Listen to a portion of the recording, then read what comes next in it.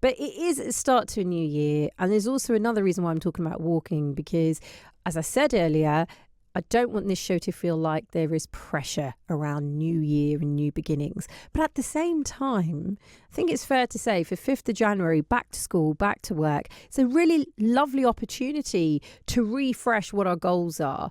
That could be exercise. It could be the type of food you're eating. It could be your mental well-being. Who better to discuss this than our very own London Marathon expert? He's the founder of Performance Physique, Arj Terry-Chelvam. It's great to have you back on Radio London, Arj, and a Happy New Year. Happy New Year, Shay. Thanks for having me. Why were you laughing about my thermals? It's just a unique insight, isn't it? But I can't be the only one. I suspect you must tell all of your athletes to be wrapped up and I warm. tell you what, over the weekend we had a lot of chilly runners, it's for sure. I mean, I can't. Genuinely, yesterday, I couldn't believe I saw so many runners along the South Bank, and I was like, it's absolutely freezing. What is wrong with you? You know what? Some brave individuals, aren't I there? couldn't believe it. I mean, would you do that?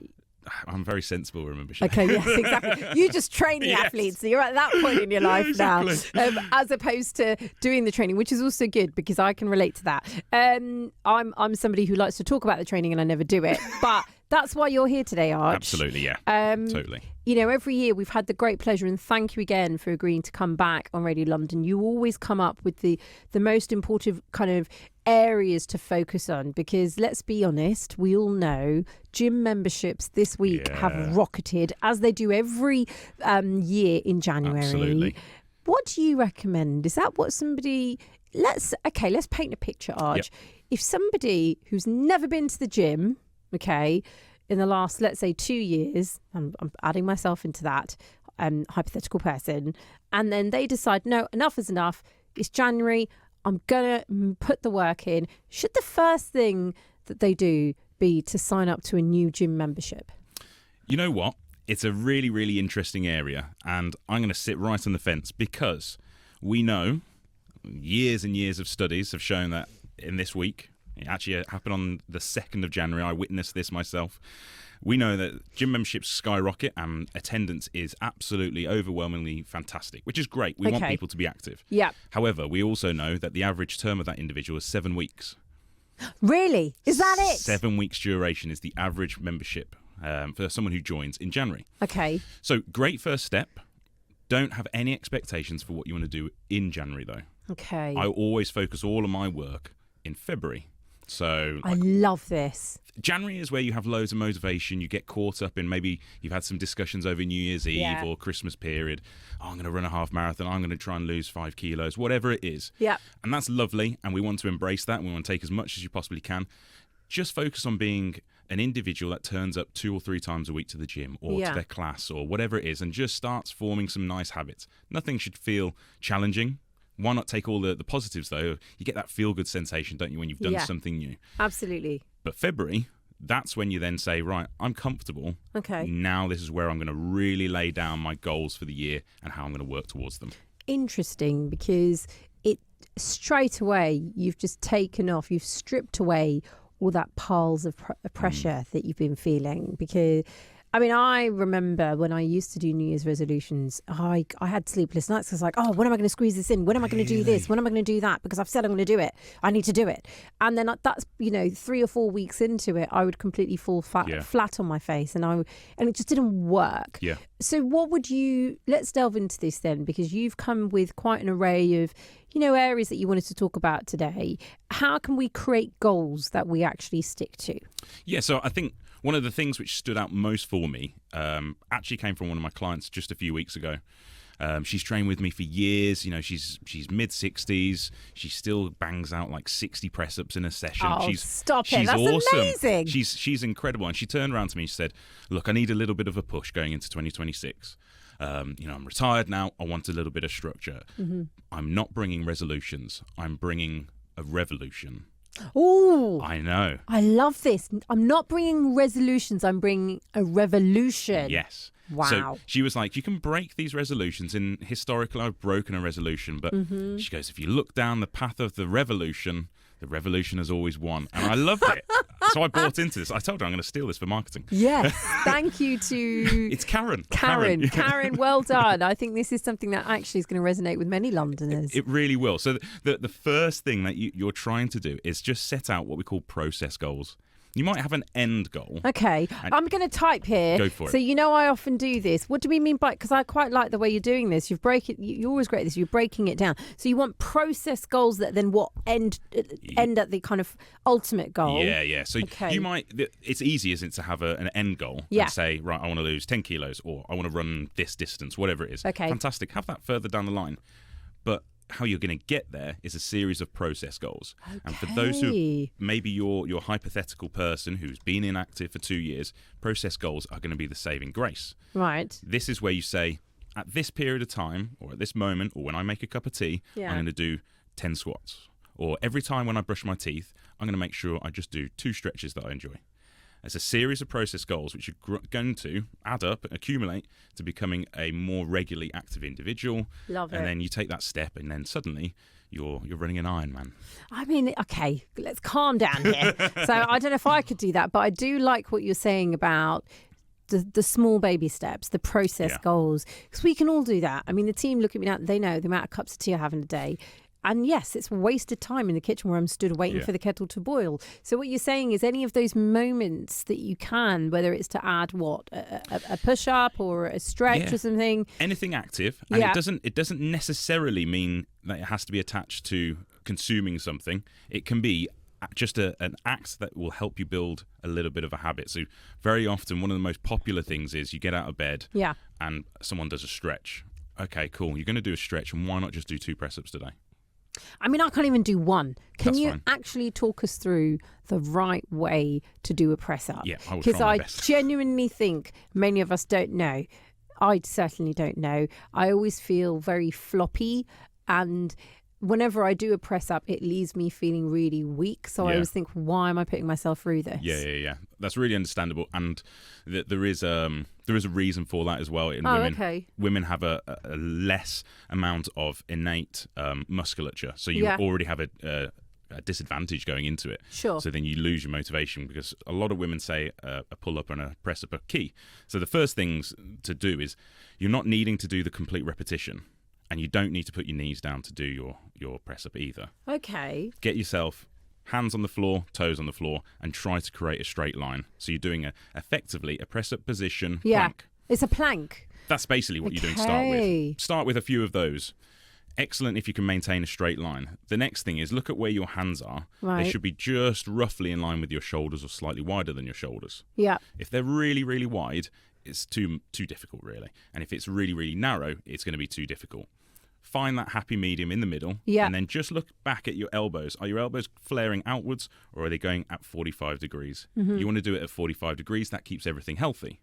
It's not easy, though. No. The next thing, then, is actually performing the activity. So you're in that press-up position. Your elbows are down. All I want you to do is try and move towards the floor and then lie down.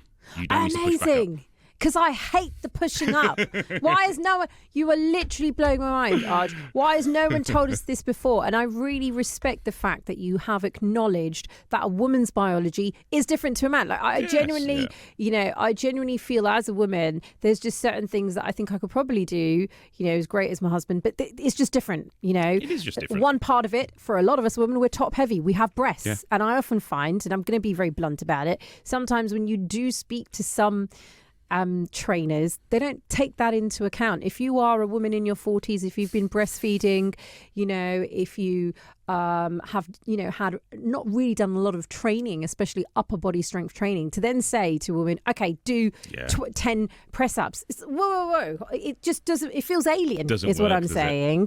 And I really love that you're saying, no, there is a way of doing this that will work for you. Yep. So by pushing down and then lying to the ground, how is that beneficial? Because some people might be tuning into Radio London thinking, no, it's a push up. You're going to be pushing up. And that's that final step, isn't it? So we're hovering, or we're in that plank position. We're going to control our descent down to the floor. So it's an eccentric contraction. It causes a load of muscle tears. It's what helps build muscle. Okay. So if we get down to the floor, use your knees to help yourself get back up, and then control your descent again. And you just keep repeating that over days, weeks, whatever you want to do. there'll be a moment in time in which you get to the bottom, you think, I think I can push up here. Oh, I see. So you're building. Exactly. I love that. So you've given us the building blocks here of how to do a push up. And actually what you're saying is you could take months and not actually be able to push up from the ground, and that's okay. That's fine. The problem which most people find themselves doing is they stick their knees down. Yeah. And then they lower themselves, and they're getting no resistance or too little resistance. That's me. And I just feel like I just feel so uncomfortable. I just give up after 2 or 3. I'll stay with this because I know there's a lot more to delve into. And I'm sorry, I've kind of, as we always do, I've taken you elsewhere. And we'll continue having this conversation. If you'd like more details, by the way, go to performance_physique on social media. Shay Kaur-Grewal here with you this afternoon until 6 p.m. A big thanks to Arj Terry-Chalvam for staying with us. He, of course, is our London Marathon expert, and he's the founder of Performance Physique. If you'd like more details, you can go to performance_physique as well. So quite an array of topics for us to cover today, Arj. We've been talking, extensively around the concept of, and thanks to Karen for this, it's no more about New Year's resolutions, it's about revolutions, which I think is fantastic. But let's discuss what that means in terms of our eating habits. I said at the beginning of the show, I overindulged. I've been off for over the Christmas period. I think a lot of us have had an indulgence overload. But what should we be thinking about for the new year in terms of recognising or even understanding our eating habits? Is it important to do that? It's really, really important. I'm really impressed you've said that. But why? If we've come off an indulgent Christmas, fantastic. That's really important in itself. It gives us a social break, and it will have skewed our normal eating habits. It will have changed the way we behave. Sure. So before trying to dive into something really restrictive, which, to be honest, it isn't the way we should always go, and very often we shouldn't at all go. Okay. We should start to understand, what have we been doing normally? Mm-hmm. So for some people, this might be calorie counting. For some people, this might be a food diary. It depends where you lie. The most important, the rule which always stands, is if you have a history of disordered eating, you should never calorie count. You should actually do all of this with the help of a professional. Okay. But thank you for saying that. That's really important. It's really, really important. We don't want anyone to get unhealthier as a result of it. Absolutely.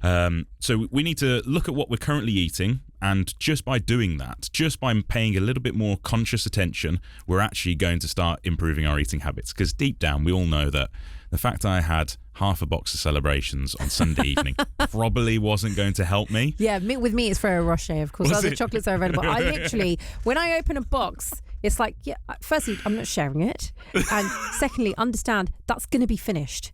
There's no two ways about it. Okay. I'm going to finish the whole box. I just love them. So that would be the eating behaviour that you would try to address over 6 months. Okay. It'd be a really long thing. Okay. You wouldn't go cold turkey. Don't go cold turkey. Okay. I'm sure you've had loads of turkey over Christmas. So with our kind of eating habits, we're evaluating how we're eating and we're not making any big changes yet.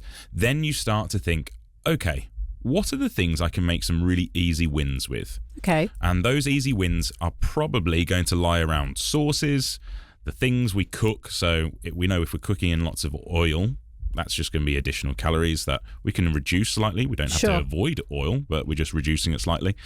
And then there's the things of, do I really need this? And this is a principle that I've always used. I have a program which always runs, it's in February, because we said don't start in January. Yeah. It's always 4 weeks, 4 kilos. And we say the principle being, do I really need this right now? Because I'm going to do a big push to get healthier. I'm not going to be completely restrictive, because it's important to be flexible with eating. That's what stops us from having these moments of just blowing everything up. Mm-hmm. But could I actually have a digestive in 6 weeks' time once I've formed these habits? Or do I need that biscuit right now? Mm-hmm. Realistically, it's going to be available throughout the year. Whereas if I'm going to a wedding, that wedding meal looks glorious. Am I going to say no to it just because I'm on this health kick right now? No, I'm not, because it's not available normally. So you ask yourself, do I really need this? That's that first stage, and you start to make improved decisions about your eating. Okay. When we actually look at our plate, what should be filling it? A source of protein, lots and lots of veg, and then the tiny, the third really should be the starchy carbohydrates, the rice, all of those things. It shouldn't be 2/3, it should be a third of the plate. That's a perfect way for us all to measure, just as you've just said there, that kind of visualization that you've put out in terms of the food on our plate. We can all do that because we're all at some point going to have breakfast, lunch or dinner. Yeah. And figuring that out is really, really important. I also did want to talk to you about something you mentioned off air. What on earth is NEAT? Yeah, NEAT. Non-exercise activity thermogenesis. Non-exercise activity thermogenesis. Yes, this is the stuff which is not formal exercise. It's not going for a run or a bike or anything. Yeah. This is, we're sat here and you've probably noticed I'm a proper fidget. I like to move my leg constantly. If I'm tapping your feet, I'm like that. Like you tap your feet. Yeah, exactly. Yeah. This is all movement which is basically burning calories for you. Nice. So I should do it more often then. Exactly. Are you that. serious? Yes. You know, if you do ironing or you do wash loads, don't be really efficient and take it all upstairs at the same time. Yeah. Take it individually to different rooms. Nice. Those small, no, it's neat.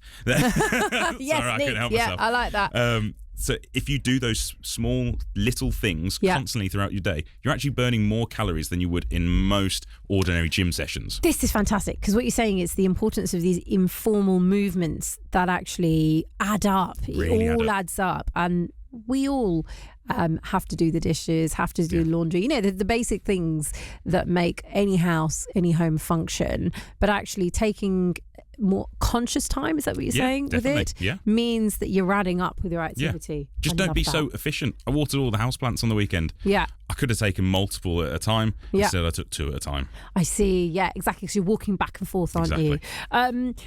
Just finally then, what would you want to say to any of our listeners just around the psychology involved, you know, when it comes to improving fitness or losing weight? What do you think our listeners need to know? Yeah, so losing weight and improving your fitness, it basically doesn't change you as an individual. You're not judged by what you do as a fitness goal or as a fat loss goal, whatever. What you need to keep in mind that you're doing this for an end goal, which is over the course of a week, of a month, over 6 months, over a year. Okay. So if you blow it on one day, it doesn't really matter. Always think of things as a week long. Have you made an improvement across the week? If you have, fantastic. Take the motivation, take the credit for it, and then go a little bit harder the next week. So look at what you're doing currently. Start implementing those really basic changes of, do I really need to consume this right now?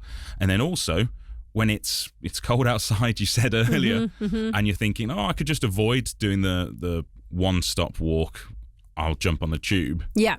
Maybe you'll do that one-stop walk and those little bits. Oh my gosh, you've literally blown my mind. I have to tell you why. My best mate said this to me and I kind of laughed at her, but you're absolutely right. She gets off, when she's coming to work, she works in London, she will always ensure that she will get off 2 stops before her required, so that she just walks that amount of time.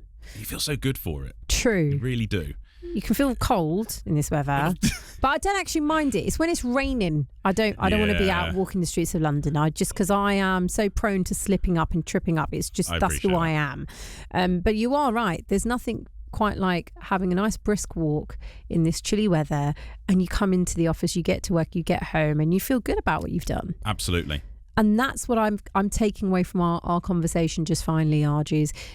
To whatever we decide to do, whether you're looking at your nutrition, you're looking at what you're eating, your fitness, is you want to feel happy at the end of it. Feel happy for it and try to just fit it within your day. We don't need it to be an extra chore. So look at those process goals, look at attaching your habits, get some easy wins, and then let's build on it in February. Happy New Year, Arj. Cannot wait for you to come back. And of course, the next time we speak to you, we're going to have to start talking about prep for London Marathon, aren't we? Yeah. Am I right? Yeah, lots of people going to be thinking about that now. I've had loads of phone calls. Started training as it's back 4 weeks ago. Yes. It's all happening right now. It's the topic of the town is the London Marathon. I mean, really, when is it not? Yeah. But when you next come back, I think it would be amazing for us to delve into what that means for Londoners as they're gearing up. People can find you on performance_physique. Thank you for joining us today. Thanks for having me.